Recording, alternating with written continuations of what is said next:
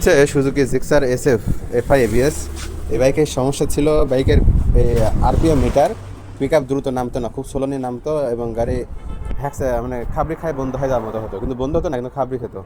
যে বাইকটা একটা বাইক সার্ভিসিং করতে গেলে পারে এটা মূলত এফআইয়ের দিকে সমস্যা। এফআই যেমন থ্রোটল বডি যায়, সময় ময়লা জমলে এমন হয়, ফুয়েল পাম্পে ময়লা জমলে এমন হয়, ট্রাফিক জ্যাম থাকলে এরকম হয়।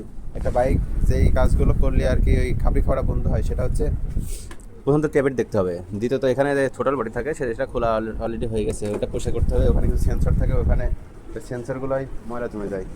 যেমন এটা হচ্ছে থ্রোটল বডি, এটাতে ইনজেক্টর, এটা অনেক সময় জাম হয়ে গেলে পরে স্টার্টে সমস্যা করে, খাবড়ি খায় আরপিএম। আর যে এখানে যেটা আছে অটো চোখ কাজ করে, এটা এটা এটা হচ্ছে থ্রোটল পজিশন সেন্সর। মূলত এই যে এই উপরের এই সেন্সরটার কারণেই পিক আপ স্লো নামে এবং পিক আপ পড়ে যায়। এটার কারণে এটা শর্ট সার্কিট হয়ে গেলে পারে বা এর মধ্যে কোনো রকম ময়লা জমে কাইট করে গেলে পারে এই সমস্যাগুলো মূলত হয়। আর সেই সাথে ফুয়েল পাম্প তো আছে, এই যে এটা হচ্ছে ফুয়েল পাম্প এই বাইকের, এটা হচ্ছে টাঙ্কির মধ্যে থাকে, এটা এসএফের এই যে টাঙ্কি খোলা আছে যে এর মধ্যে থাকে।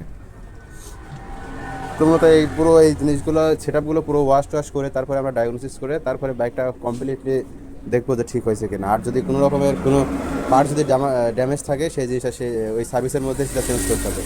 কারণ সার্ভিস করতে গেলে যদি কোনো পার্টস ড্যামেজ হয় সেটা যদি চেঞ্জ না করা হয় তাহলে ওই সার্ভিস করে কোনো আর ফায়দা হয় না।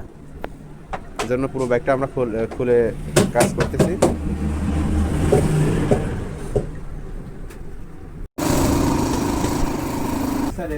এই বাইকের সমস্যা, গাড়ি সোলো পিক আপে ধাক করছে, গাড়ি সোলো পিক আপে চালাতে গেলে গাড়ি ধাক্কা দেখি করছে, হ্যাকসি করতেছে, গাড়ির টপ উঠছে না কো। তো এই বাইকটা আমরা খোলার পর যেটা চেক করলাম, এফআই টেফআই সম্পূর্ণ সব কিছু করছি, ওয়ারিডি করছি, বাট তারপরেও সমস্যা যাচ্ছে না।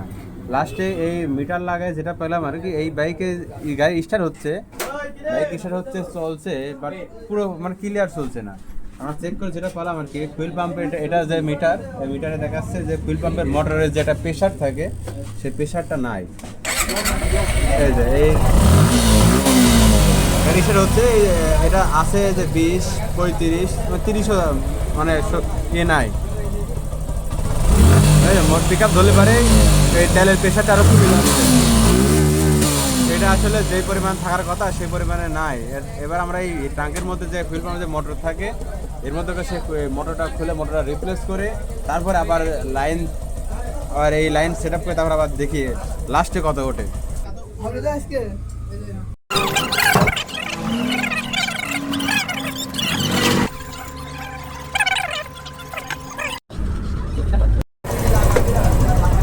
চাপ দিলে ভেঙে যাবে না, চাপ দেওয়া ফুয়েল পাম্পের ফিল্টার মোটর লাগানোর পরে যে এখন প্রায় 40 ঝড়। হ্যাঁ, মূলত এই প্রেশার এরকমই থাকে, যেরকম বাইকের চাকায় যেরকম হাওয়াটা নির্দিষ্ট একটা প্রেশার থাকে তার থেকে কমে গেলে যেমন বাইক ঝামেলা করে চাকার হাওয়ায়, সেরকম এই ফুয়েল পাম্পের মোটরের একটা প্রেশার থাকে নির্দিষ্ট, সেই প্রেশার অনুযায়ী না থাকলে পরে এই বাইক চলতেও ঝামেলা করবে বা রানিংয়ে পিক আপে ঝামেলা করবে।